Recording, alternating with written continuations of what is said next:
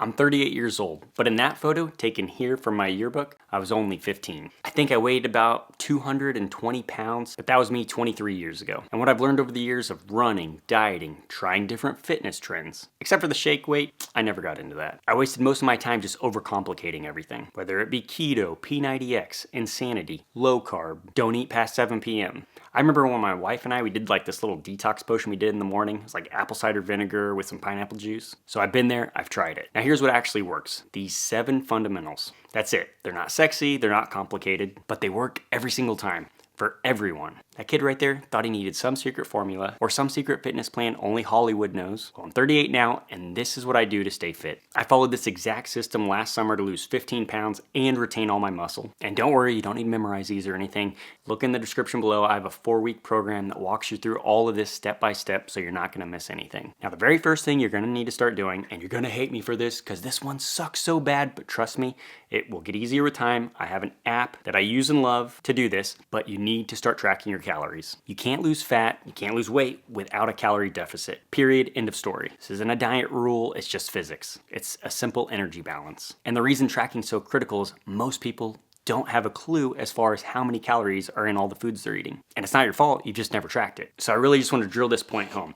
All right, here is 150 calories worth of strawberries. Now here's 150 calories worth of Cheerios. It's hard to tell the difference. And if you're going off the box, who knows? This is why weighing it and tracking it in the Lose It app is the easiest way to do it. Now to keep this going a little bit further, here's 150 calories worth of chicken, and here's 150 calories worth of dried mango. It's really hard to tell the difference side by side. Now let's compare the mango to just a glass of orange juice. Once again, all 150 calories. This is why it's so critical, just because most people, studies show, underestimate how much they eat by 30 to 50%, and you can see why. A small handful of almonds there could be 300 calories. Extra tablespoon of olive oil in your meal, that could be 120 calories. It's all those hidden costs that you're just not aware of without the tracking. I track all my calories in the Lose It app. I highly recommend it. It's like $49, I think for the year. I think I might have paid $49 for a lifetime. Either way, just buy it. Does it so simply. The CEO basically is like thinking, hey, how can I make tracking so stupid simple? And that's what they've created. It's so much better than MyFitnessPal. And the reason I love tracking is because it doesn't matter what kind of diet. You can eat anything. You will lose weight as long as you're in a calorie deficit. There was a professor at K-State who ate nothing but junk food and Twinkies over like 12 weeks and lost, I think, 20 pounds, 18 pounds. Yes, it was a study of one, but just to prove the fact that you can lose weight no matter what you eat. So you don't need to follow keto, you don't need to follow paleo, you just need to track your calories, and then you can also start figuring out what foods keep you fuller longer. So when you're first starting out, just track your calories for a week, see what you're eating. Then the next week, then you can start adjusting it. And what's nice when you pay for the Lose It app, it'll actually map all this out for you, so it takes away even more of the guesswork. And then you have your GPS to losing weight, so you know exactly how much weight you want to lose, when you want to lose it by. You just have to follow the app and eat how many calories it tells you. Which leads to my next fundamental, and that is making protein a priority at every meal. Now, I'm not telling you keto, I'm just telling you it's a non-negotiable when you're trying to lose weight. When you're in a diet, your body can use energy from 2 sources, fat or muscle. And you're eating less calories than you burn each day, so it can't use it from that. So it's got to come from your fat or your muscles. It doesn't care which one, it just needs energy. And eating the right amount of protein sends signals to your body saying, hey, keep the muscle, get the fat.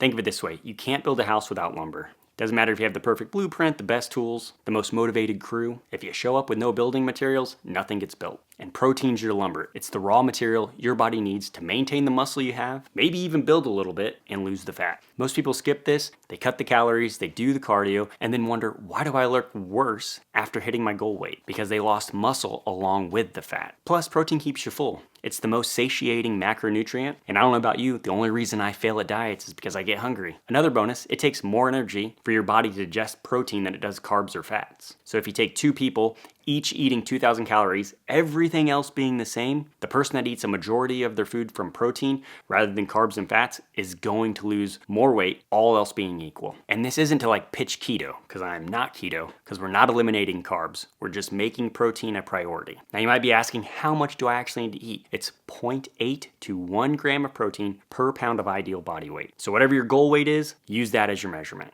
And if you're losing a lot of weight, you can say the caps for females would be like 150 grams and the caps for male would be 180 grams as a good rule of thumb. And once again, I wouldn't change anything. You're gonna have the Lose It app. You're gonna be tracking this. It's gonna tell you how much protein you're eating. For the first week, you're just getting a baseline. You're just figuring out where you're at. Then the next week, try to hit that 0.8. If you're still hungry, well, you can go ahead and bump it up to a gram. And if you like protein, you can go even beyond that if you want. But you need to be in that 0.8 to 1 gram just while you're trying to lose this weight. Because from an evolutionary perspective, your body thinks it's starving, and this is going to help. The third fundamental is movement, and we're doing this by tracking our steps every day. Think about your metabolism like a fire. Most people just throw one giant log on, usually in the morning, and that's doing some kind of formal exercise, whether it be running, biking, swimming, or lifting some weights. Yes, that does burn a bunch of calories all at once. It's a big flame, but it burns out and dies fast. Now you're exhausted and your metabolism goes back to sleep. Steps are different. It's like lighting little matches all day long. Each walk is another match, just a small individual little flame, but you're lighting matches all day long. The fire never goes out. 8,000 steps burns between 300 to 400 calories. It's low impact, you don't wreck your body, and you don't become ravenously hungry afterwards. Over 4 weeks, that adds up to 8,000 to 11,000 calories. Burn, that's 2 to 3 additional pounds of pure fat gone just from walking. So here's what I want you to do. For the very first week, just like we did with the protein and the calories, you're just measuring, you're getting a baseline. So use a smartwatch or use your phone, see what your baseline is for that first week. Then the next week, add 2,000 steps.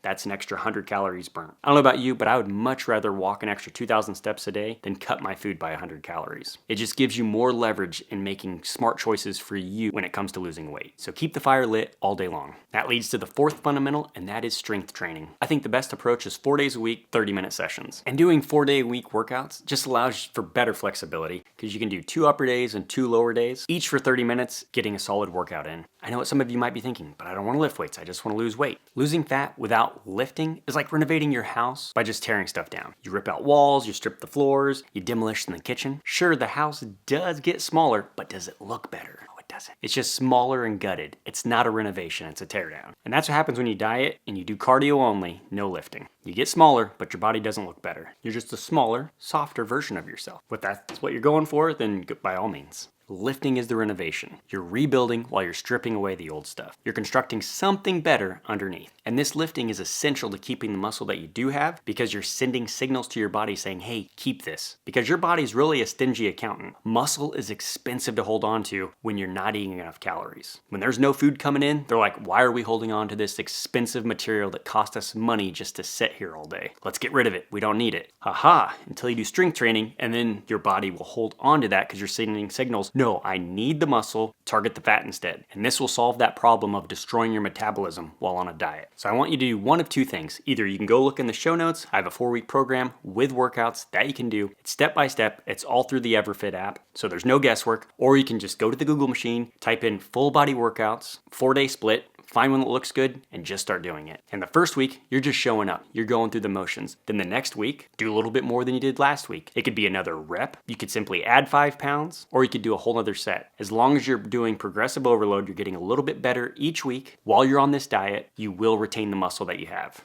So be your inner Chip and Joanna?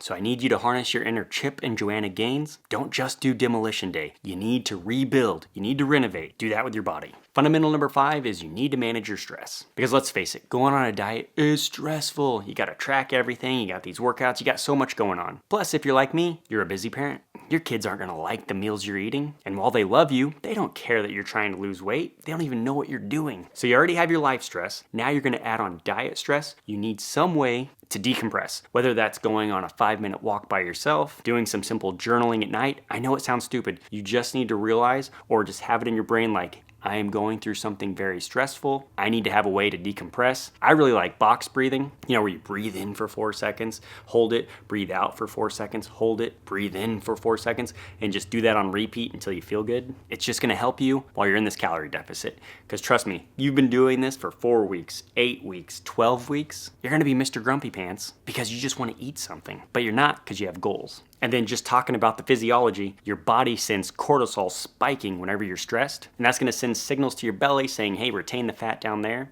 And you don't want that. Plus, whenever I'm stressed, it's nighttime routine. The kids are all going crazy. I have 3 kids. They're all running room to room. I'm like, just go to bed. And when I'm about to flip my lid, I'm like, I am gonna go downstairs. I'm gonna eat every morsel of food that I can find. That was me last summer whenever I was trying to lose 15 pounds. So by de-stressing, you're just getting rid of that trigger that's going to happen. You just need some tools in your tool belt, get back to renovating that house, and try to stay calm, cool, and collected. I do this, and I'm even on Prozac. Okay, this leads us to our 6th fundamental, and it ties into the stress, but sleep. Sleep is critical while you're on this diet. I have a nice little analogy that I've been working on. You know how whenever you go into Walmart at night and there's just stuff everywhere? There's people shoving stuff in shelves. There's pallets all over the place. And why do they do this? They need the nighttime hours when the business isn't very busy to go ahead and restock their shelves. Your body's the exact same way. But instead of restocking green beans on aisle 4, your body's restocking things to help you on your weight loss journey. Yes, sleep will actually help you. All right, there's 2 hormones. One's called ghrelin, the other one's called leptin. When you get between 5 to 6 hours of sleep, studies show your leptin, and that's the hormone telling your body, hey, I'm full, decreases, all the while your ghrelin spikes,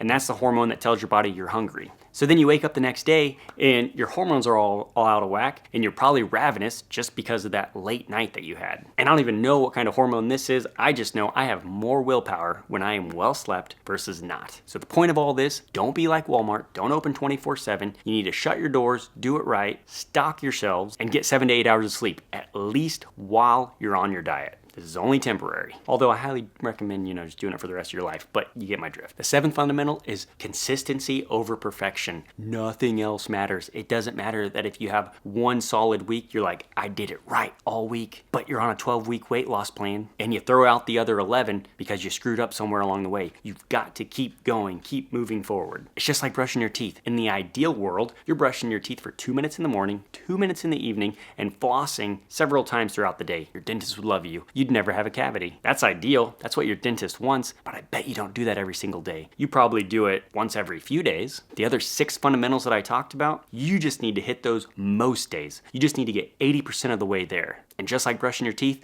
I'm sure you haven't had a cavity lately, even though you've probably half ate it a few of the days whenever you were brushing. And if not, you're a better person than I. As far as not brushing your teeth all the way. My wife throws the floss at me at night and says, floss your teeth. So I promise you, on this journey, you are gonna screw up. You're gonna miss a workout. You're not gonna do the steps that you wanted. You're gonna overeat one day. You're not gonna get the 7 to 8 hours of sleep, whatever it might be, doesn't matter. Just hop back on, keep brushing your teeth, even if it's 80% of the way there, because if you did 80% of what you need to do over the next 12 weeks, guarantee you're gonna lose weight. If all this sounds too much, too complicated, I do one-on-one coaching. You can see that in the show notes below. Otherwise, I'm Donnie and I'm 38 years old.